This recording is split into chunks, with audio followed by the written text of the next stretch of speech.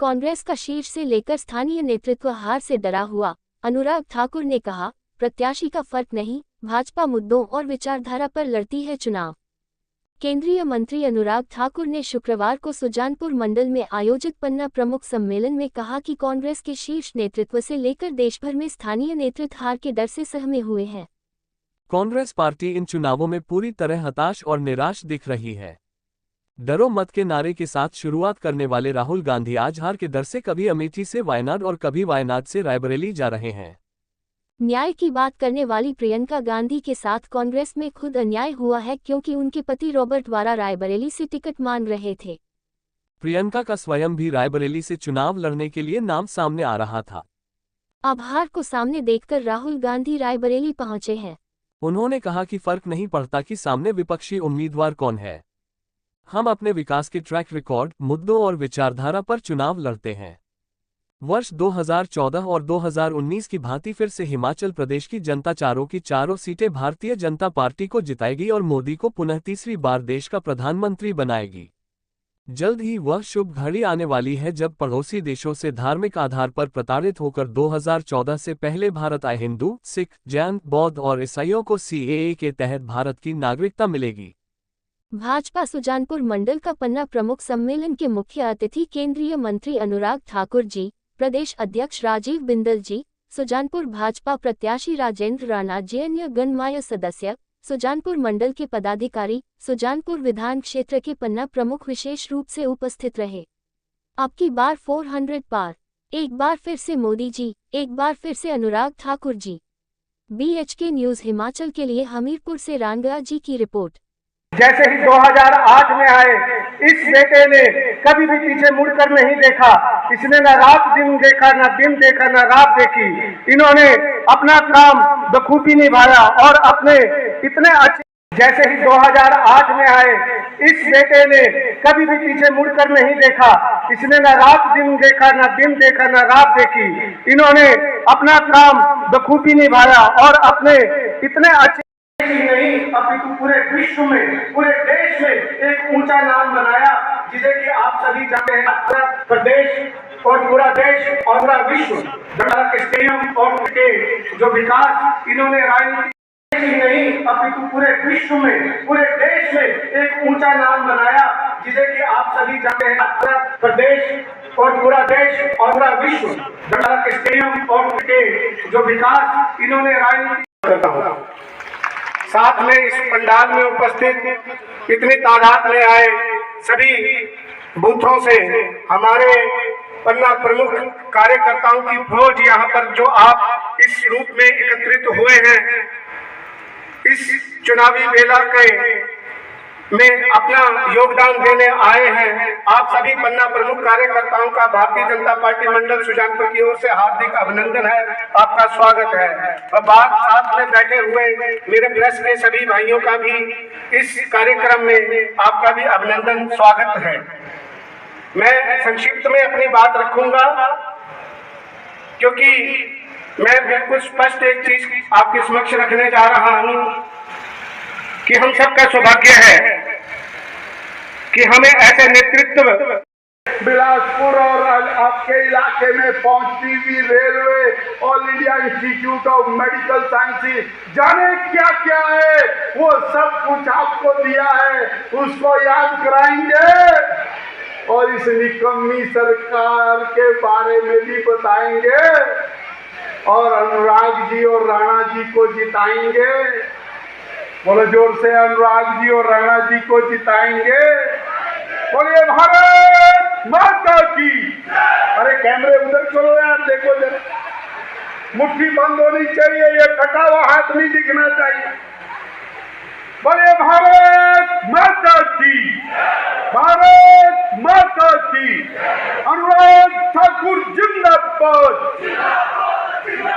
अनुराग ठाकुर जिंदाबाद, राजेंद्र राणा जिंदाबाद,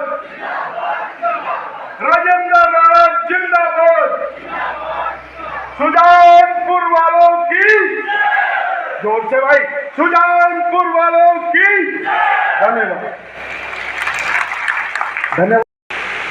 जिला के सम्माननीय अध्यक्ष माननीय देशराज शर्मा जी, पूर्व में रहे विधायक माननीय भाई विजय अग्निहोत्री जी, जिला के महामंत्री भाई राकेश ठाकुर जी, अजय रिंटू जी, महिला मोर्चा की जिला अध्यक्षा श्रीमती अर्चना चौहान जी,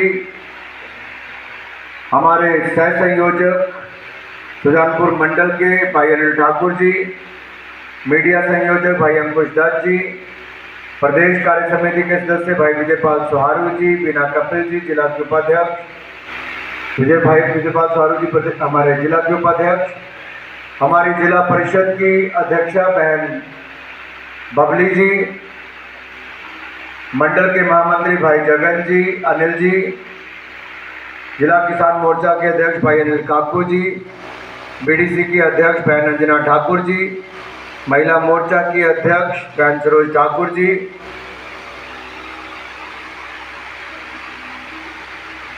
हमारे यहाँ पर उपस्थित सभी मोर्चों के प्रकोष्ठों के सभी पदाधिकारी, सभी चुने हुए प्रतिनिधि, सभी काउंसलर्स और मेरे पन्ना प्रमुख भाइयों और बहनों और मीडिया से आए हुए मेरे प्रिय मित्रों, मैं सबसे पहले तो आप सबकी ओर से भारतीय जनता पार्टी के जुझारू एवं सम्माननीय प्रदेशाध्यक्ष आदरणीय भाई डॉक्टर राजीव बिंदल जी का बहुत बहुत स्वागत अभिनंदन आप सबकी ओर से करता हूं। डॉक्टर साहब की सबसे बड़ी खासियत ये है, विशेषता ये है कि कार्यकर्ताओं में ऊर्जा का संचार कैसे करना है, वो डॉक्टर का सही इंजेक्शन इनके पास ही है जो संगठन में भी ठीक ठाक देते हैं और आप सबको जोरदार ऊर्जा भरने का काम इन्होंने किया है। आप पिछले कल ही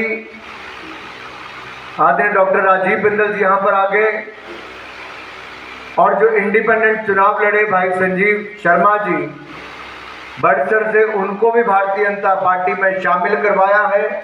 मैं भाई संजीव शर्मा जी का भी भारतीय जनता पार्टी में बहुत बहुत स्वागत अभिनंदन करता हूं। और यहाँ पर आकर भी डॉक्टर साहब ने एक नहीं दो कमल खिलाने का हम सबसे आग्रह किया है। डॉक्टर साहब के निर्देशों का पालन होगा, राणा जी भी जीतेंगे और भारतीय जनता पार्टी का कमल भी खिलेगा।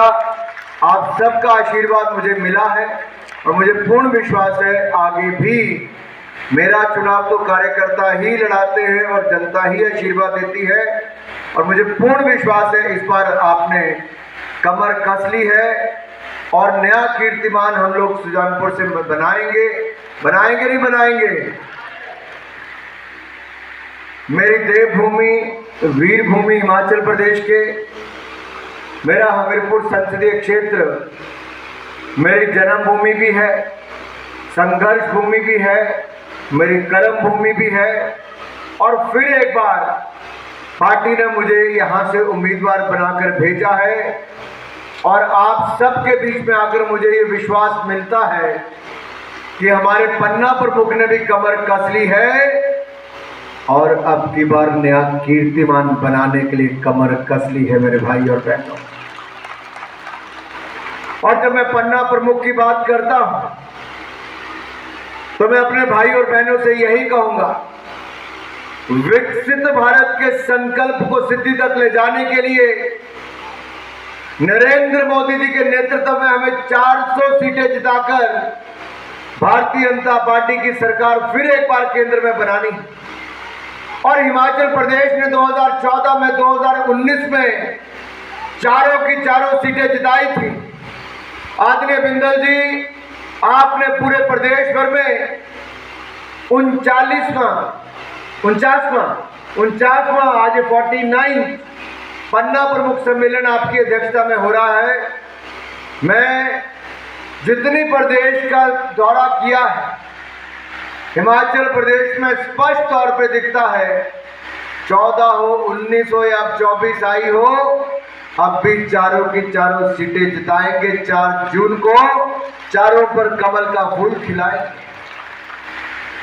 आज कल में निर्णय इंडिपेंडेंट विधायकों का भी आ जाएगा, अगर उनका चुनाव भी साथ में आएगा तो भी हिमाचल प्रदेश में जनता ने कमर कस ली है कि सभी सीटों पर हमारी ही जीत होगी, कमल ही खिलेगा।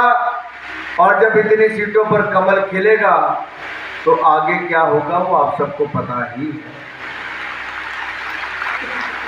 भाई और बहनों, कांग्रेस आज अगर देश भर में देखो तो अपना बोरिया बिस्तर समेटती नजर आ रही है। राहुल गांधी जी कल तक कहते थे डरो मत, डरो मत, डरो मत। यही वो कहते रहे पूरी यात्रा में, डरो मत, डरो मत, डरो मत।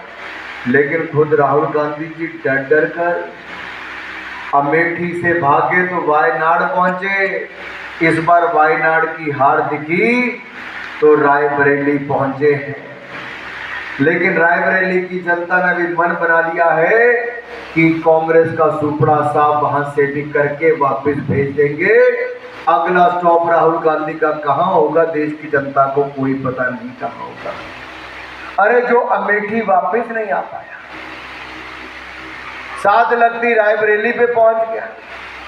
और कांग्रेस के अंदर महिलाओं की हालत देखिए क्या होगी। जब प्रियंका गांधी जी को ही टिकट नहीं मिल पा रही तो बाकी बहनों की स्थिति वहां पर क्या होगी। अमेठी रायबरेली में कम से कम इतना था, पहले सोनिया जी लड़ती थी तो एक महिला को टिकट मिलती थी। इस बार महिलाओं का पत्ता वहां से भी काट दिया गया। प्रियंका जी के नाम पे राहुल कांग्रेस का है, उनकी बेटी की दिन दिहाड़े हत्या की गई, चाकू घोंप कर मार दिया गया, निकाह करने के लिए मना किया तो उनकी हत्या कर दी। लेकिन कांग्रेस तुष्टीकरण की राजनीति में, वोट बैंक की राजनीति में इतना गिर गई कि अपने काउंसलर की बेटी को भी न्याय नहीं दिला पाई। वो कांग्रेस के काउंसलर को भी सीबीआई जांच मांगनी पड़ी। और कर्नाटक में एक सिटिंग सांसद के ऊपर, एक उम्मीदवार के ऊपर आरोप लगते हैं यौन शोषण के। मैं पूछना चाहता हूँ कांग्रेस की सरकार के हाथ पे हाथ धर के बैठी है कि अब मजबूरी है कांग्रेस की सरकार की? क्या मजबूरी है कर्नाटक की कांग्रेस की सरकार की? ना वो नेहा के हत्यारों के खिलाफ कार्रवाई करते हैं, ना जिसके ऊपर यौन शोषण के आरोप लगे उनको गिरफ्तार किया बल्कि उनको देश से भागने दिया। और जिन्होंने पाकिस्तान जिंदाबाद के नारे असेंबली परिसर में लगाए उनके खिलाफ कोई कार्रवाई नहीं की। और यही नहीं, उस पर पर्दा डालने का प्रयास किया कि पाकिस्तान जिंदाबाद के नारे नहीं लगे। तो एफएसएल की रिपोर्ट में आया बम धमाका हुआ तो वहाँ पे भी तुष्टीकरण की राजनीति में आतंकवादियों को नहीं पकड़ा कि एक विशेष समुदाय का वोट चाहिए। वो भी ममता जी के पश्चिम बंगाल में जाके पनाह लेके आराम से सोए थे, वहाँ एनआईए ने पकड़ा। कर्नाटक में ये नाटक चल रहा है। वोट बैंक के लिए सरकार का पतन हो गया। ठीक है सर। और भारतीय जनता पार्टी इकलौती पार्टी जहाँ पर एक सामान्य कार्यकर्ता भी देश का प्रधानमंत्री और बड़े पदों पर जा सकता है, पार्टी का राष्ट्रीय अध्यक्ष। और यही हमारी ताकत है आज कि आज देश का सबसे बड़ा और दुनिया का सबसे बड़ा राजनीतिक दल है। और मोदी जी को आज तक की सबसे बड़ी जीत दिलाने के लिए 2019 का रिकॉर्ड तोड़ने के लिए कार्यकर्ता ने कमर कस ली है। हिमाचल में फिर चारों की चारों लोकसभा सीटें जिताएंगे, मोदी जी को 400 पार देश की सरकार बनाएगी। सर, मल्लिकार्जुन खड़गे का कहना है कि प्रधानमंत्री सांप्रदायिकता को लेकर जो है बार-बार भाषण दे रहे हैं और लोगों को जो है वो सांप्रदायिक तौर पर जो तुष्टीकरण की राजनीति करने वाली कांग्रेस पार्टी, इसका चेहरा एक बार फिर बेनकाब हुआ। जहां एक और SC, ST, OBC वर्ग का जो आरक्षण है उसका हिस्सा लेकर एक विशेष समुदाय को दे दिया। मेरा सवाल श्रीमान मल्लिकार्जुन खड़गे जी, राहुल गांधी जी और सोनिया गांधी जी से कि आपने SC, ST, OBC का हक क्यों छीना? आपको किसने अधिकार दिया उनका कोटा काटकर किसी और को देने का? और मैं उनसे फिर एक बार पूछना चाहता हूँ कि क्या कांग्रेस के मंसूबे यही हैं कि अगर वो सत्ता में आते हैं तो SC, ST, OBC का पूरे देश भर में कोटा काटकर वो मुस्लिम समुदाय को देने वाले हैं? देश को शपथ पत्र देकर ये बताएं कि कांग्रेस के मंसूबे क्या हैं। दूसरा, जो क्षेत्रवाद की कांग्रेस बात करती है और जातिवाद की बात करती है, तो देश के सामने ये भी स्पष्ट करना चाहिए कि कितने टुकड़ों में आप देश को, कितनी जातियों में बांटना चाहोगे और किस तरह से आपका भविष्य की रणनीति है। क्या यहाँ पर देश में जो आप कहते हो कि आप सर्वे कराओगे लोगों की प्रॉपर्टी का, धन का, बैंक का, गहनों का, तो क्या स्त्री धन देश में सुरक्षित है? क्या स्त्री धन देश में अगर आपकी सरकार आती है, कांग्रेस की गठबंधन की सरकार आती है, तो क्या स्त्री धन सुरक्षित रहेगा? क्या लोगों की संपत्ति, जमीन सुरक्षित रहेगी? आप कितने टुकड़े उसके करने की सोचते हो, किस किस को बांटने का मन में रखते हो?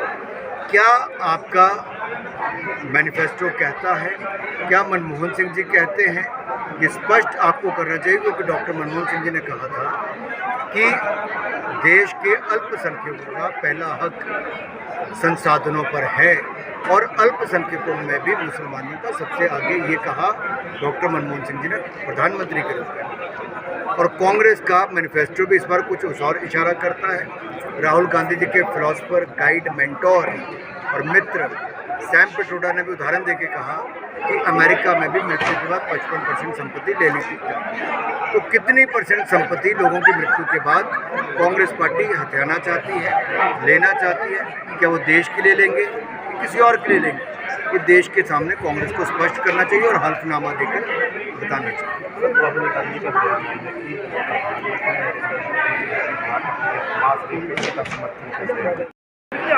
और भारतीय जनता पार्टी इकलौती पार्टी जहाँ पर एक सामान्य कार्यकर्ता भी देश का प्रधानमंत्री और बड़े पदों पर जा सकता है, पार्टी का राष्ट्रीय अध्यक्ष। और यही हमारी ताकत है आज कि आज देश का सबसे बड़ा और दुनिया का सबसे बड़ा राजनीतिक दल और मोदी जी को आज तक की सबसे बड़ी जीत दिलाने के लिए 2019 का रिकॉर्ड तोड़ने के लिए कार्यकर्ता ने कमर कस ली है। हिमाचल में फिर चारों की चारों लोकसभा सीटें जिताएंगे, मोदी जी को 400 पार देश की सरकार बनाएगी। सर, मल्लिकार्जुन खड़गे का कहना है कि प्रधानमंत्री सांप्रदायिकता को लेकर जो है बार-बार भाषण दे रहे हैं और लोगों को जो है वो सांप्रदायिक तौर पे जो तुष्टिकरण की राजनीति करने वाली कांग्रेस पार्टी, इसका चेहरा एक बार फिर बेनकाब हुआ, जहां एक और SC, ST, OBC वर्ग का जो आरक्षण है उसका हिस्सा लेकर एक विशेष समुदाय को दे दिया। मेरा सवाल श्रीमान मल्लिकार्जुन खड़गे जी, राहुल गांधी जी और सोनिया गांधी जी से है कि आपने SC, ST, OBC का हक क्यों छीना? आपको किसने अधिकार दिया उनका कोटा काटकर किसी और को देने का? और मैं उनसे फिर एक बार पूछना चाहता हूँ कि क्या कांग्रेस के मंसूबे यही हैं कि अगर वो सत्ता में आते हैं तो SC, ST, OBC का पूरे देश भर में कोटा काटकर वो मुस्लिम समुदाय को देने वाले हैं? देश को शपथ पत्र देकर ये बताएं कि कांग्रेस के मंसूबे क्या हैं। दूसरा, जो क्षेत्रवाद की कांग्रेस बात करती है और जातिवाद की बात करती है, तो देश के सामने ये भी स्पष्ट करना चाहिए कि कितने टुकड़ों में आप देश को, कितनी जातियों में बांटना चाहोगे और किस तरह से आपका भविष्य की रणनीति है। क्या यहाँ पर देश में जो आप कहते हो कि आप सर्वे कराओगे लोगों की प्रॉपर्टी का, धन का, बैंक का, गहनों का, तो क्या स्त्री धन देश में सुरक्षित है? क्या स्त्री धन देश में अगर आपकी सरकार आती है, कांग्रेस की गठबंधन की सरकार आती है, तो क्या स्त्री धन सुरक्षित रहेगा? क्या लोगों की संपत्ति, जमीन सुरक्षित रहेगी?